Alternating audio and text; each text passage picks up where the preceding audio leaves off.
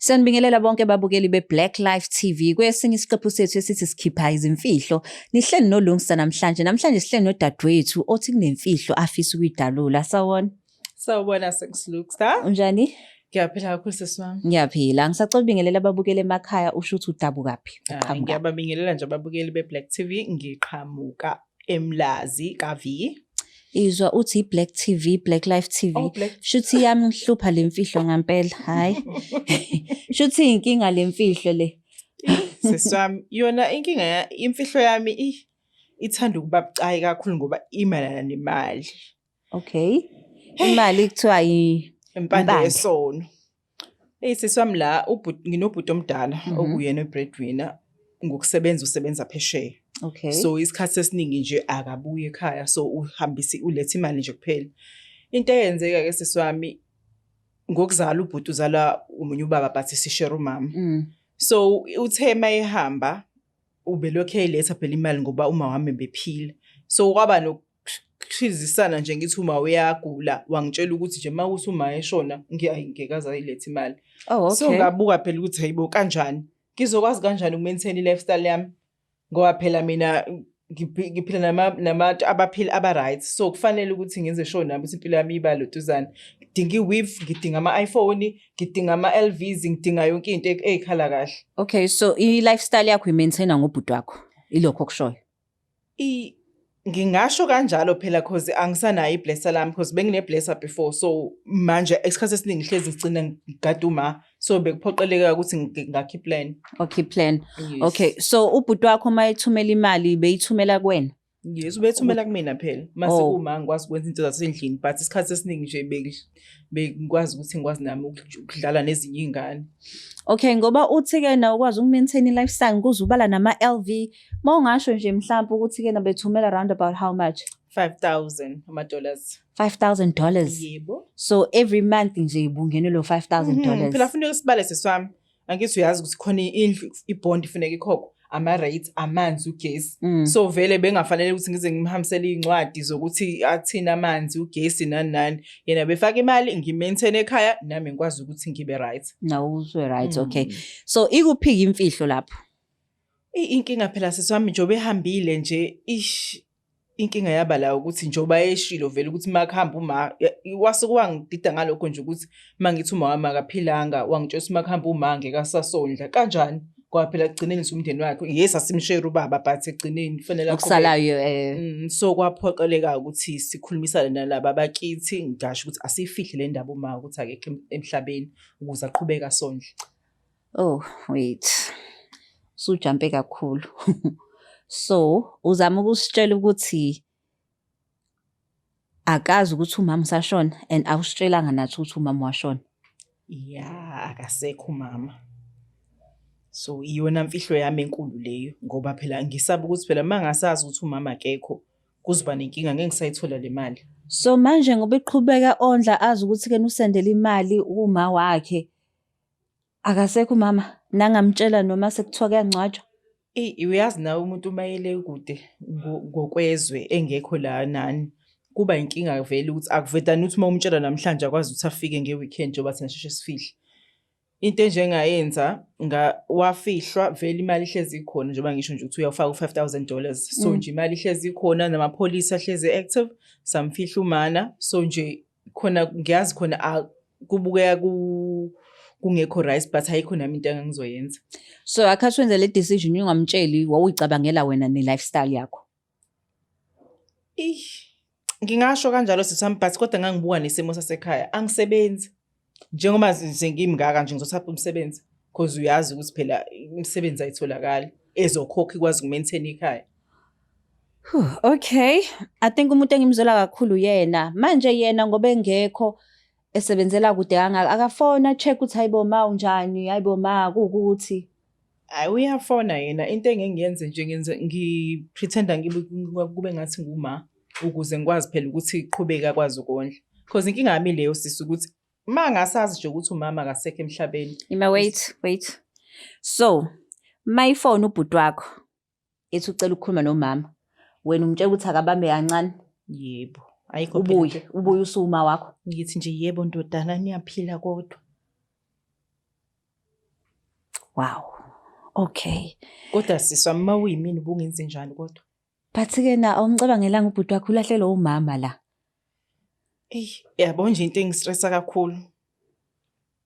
In 2 weeks uyabuya. Angazi ngizombhekela ubanga impela. Kuba fanele khona elazile iqiniso. Kodwa futhi angazi ukuthi ubani engizogonyuluka kuyena akwazi ukuthi angikhulumele naye. Because nginenkinga ngempela because yabo nje ngiyamajina nje ukuthi into angayenza ngangibulala nokungibulala. Ukuthi sonke lesikhathi ngifihla into enje. So ngoba uze la ka Blaqlife TV ubani ozoconfessa kuyena? Cousin wami engeke ngibone ngathi bayatholana because wake wahlala nabo before esafunda eVarsity. So ngiyacanga yena ukuthi ngakwazi ukuthi angipholisele yena yabo. Noma naye ngeke kube lula kodwa ngiyacabanga ukuthi mase bekhulumile man to man uzokwazi ukuthi ehle.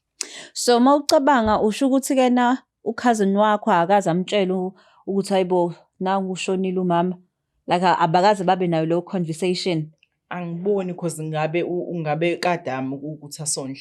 Ngoba kube kuthiwa wamtshela ngabe nje ngabe nje into yokuqala nje maye phone ukuthi yini umenza isilima wena uma akasekho. Ngoba sonke lesikhathi sekuyi 2 years manje uma engasekho. Pho lo mzala lona ozomfonela uzoyithatha kanjani yena le ndaba? Uzobona naye njengendoda ukuthi wenze njani but kufanele ukuthi apholiswe lo muntu ngoba angeke ngikwazi mina ukuthi ngiqale phansi ngiyofuna umsebenzi ngimdala kangaka. Imake wait mawuthi kena angeke ukwazi uqala phansi uyofuna umsebenzi. Ubhuti wakho useyathola ukuthi umama ushonile, obviously ngiyasayifaka imali. So ngoba uthi ngekwazi uqala phansi ufuna umsebenzi, umzala wakho ufuna kuncengela ukuthi aqhubeke afake imali. Aka maintain ikhaya yakhe noma engasayifakanga ke le ndlela ade ifaka ngayo. Ku maintain ikhaya because phela egcineni umuzi uzodayiswa. So uzo confessa because uyabuya in 2 weeks time. Uzo confessa because you worried of finance. Otherwise if bengabuyi busazoqhubeka. Hayi khona ngifuna nje uqamba manga. Bekufanele egcine isazi. Bekuzoba nendlela khona ukuthi azi khona noma ethu lapha emazweni lapha asebenza khona. Kuyalimaza ukugoduka ungabusabheka emumva ne? Hey naye uyabhunguka bo. Hawu 2 years wonke uma engasekho lutho umuntu uqhamuka lokho efona. Awungeke naye uyaganga mhlawumbe usenomndeni wakhe nje ngale uyabaza abantu. Yeah ne. Hey nezwela ke emakhaya ukuthi hayi ukubhunguka. Mawubhungukile ungafika sekushintshe konke, kushintshe ngisho nomuzi, kushintshe ngisho nezinja zakhona. Kodwa akasimthinta umzala, simazise ngalolu daba. Sibone ukuthi kena uzothatha kanjani. Hey. Hayi asimfonele.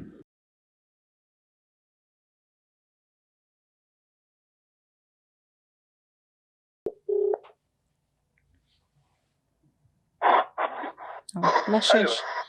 Sabona njani? Ngiyaphila. Ukhuluma noLungsta la ka Blaqlife TV. Singawazi ukukhuluma? Singawazi ukukhuluma. Ayikho inkinga na. Okay. Ukuhlelo ekuthiwa ke na sikhipha izimfihlo. Ngihleli nomzala wakho la othi nemfihlo afisa ukuyikhipha. Ngakwazi umnyeza udlebe? Ayikho inkinga kodwa ingalenzize eminingi ngoba ingalenzize eminingi.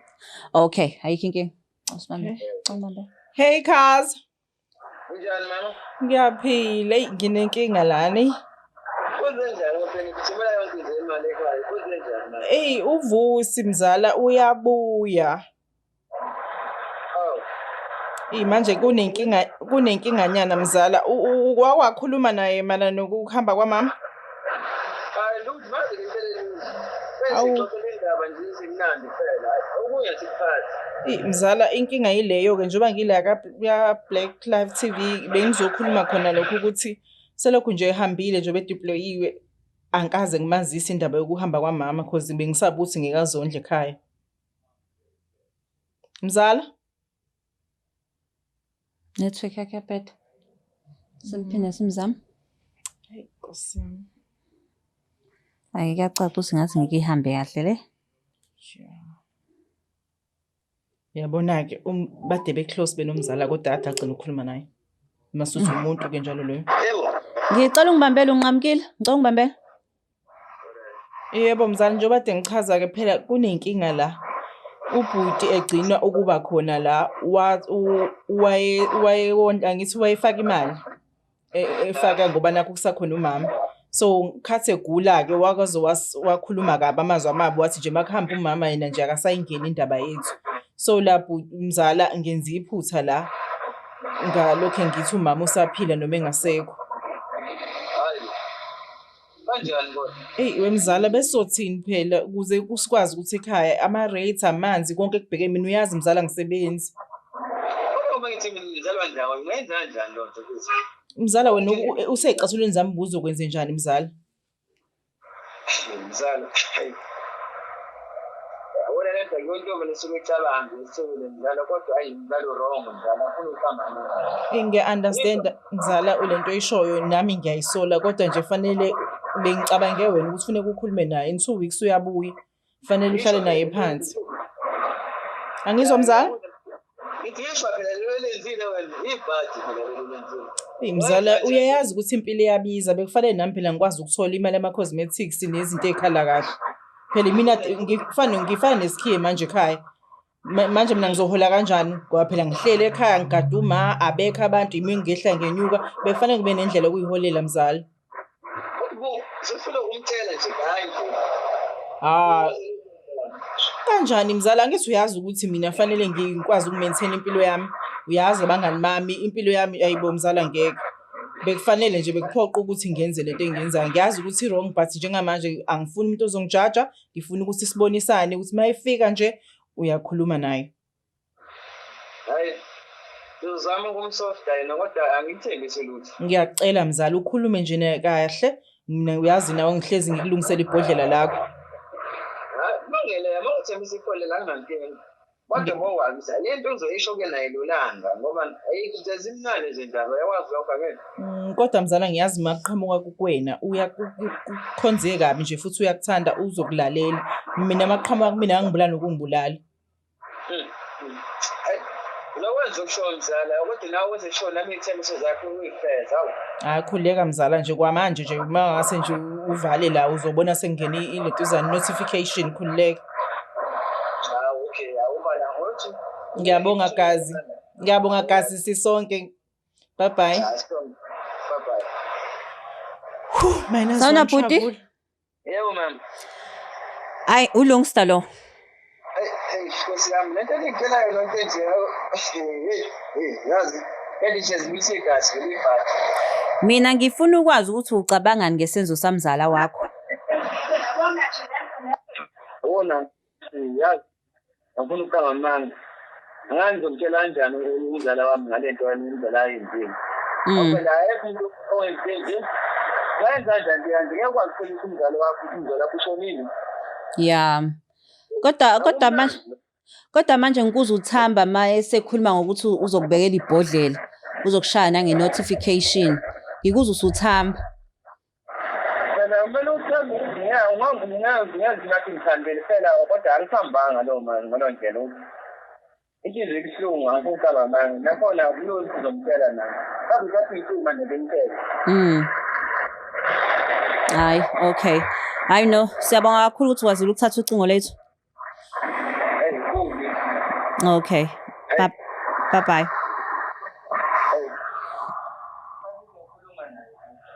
Haw. Umzala wakho uthi akasafuna ukukhuluma nawe futhi. Usuke wadidwa ile bhodlela le-notification. Kuzokwenziwa njani because kufanele kodwa lento iphumile. Obviously ngoba uthi uyabuya in 2 weeks time. I'm sure into yokuqala nje afuna ukuyazi ukuthi uphuma. Ngiyacabanga izoshawa ibhomu uthi uma isikhathi esiningi nje egcina ukufika ubehleze ephethe izipho. Angazi izothiwa nendaba yale nto. Shuthi izipho zonke sezothathwa wena. Uma ucabanga ngone uzovuma ukuthi anginikeze. Wena worried ukuthi uzokunika nje ngibona ngathi uzongixosha mina. Angazi ukuthi ngizothini ngempela. Khona yes ngisho into eright ukuthi ngilikhiphe iqiniso kodwa kuningi ozongilahlekela.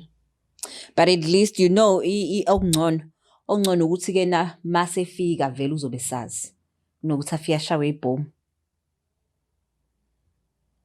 Into engiyibona nje ezoba right ukuthi kufanele nje ethefika ngibe ngabe khona ekhaya uthini wena baleke manje usufuna ukuthi ulungisa wathi baleka listen ngibuye sepholisile phela ngoba maye efika nje kodwa ngiyamthemba umzala ngiyamthemba umzala wakho hayi ithemba lethu lonke likumzala ukuthi ke na uzothambisa bakithi iy'mfihlo bakithi hlezi zinendlela yokuphuma. Kubalulekile ukuthi-ke na sibe neqiniso kubantu esibathandayo. Siyabonga kakhulu ukuthi nibe nathi namhlanje kwisiqephu esithi sikhiphe imfihlo. Please don't forget to share, like and subscribe. Sinithanda kakhulu. Is there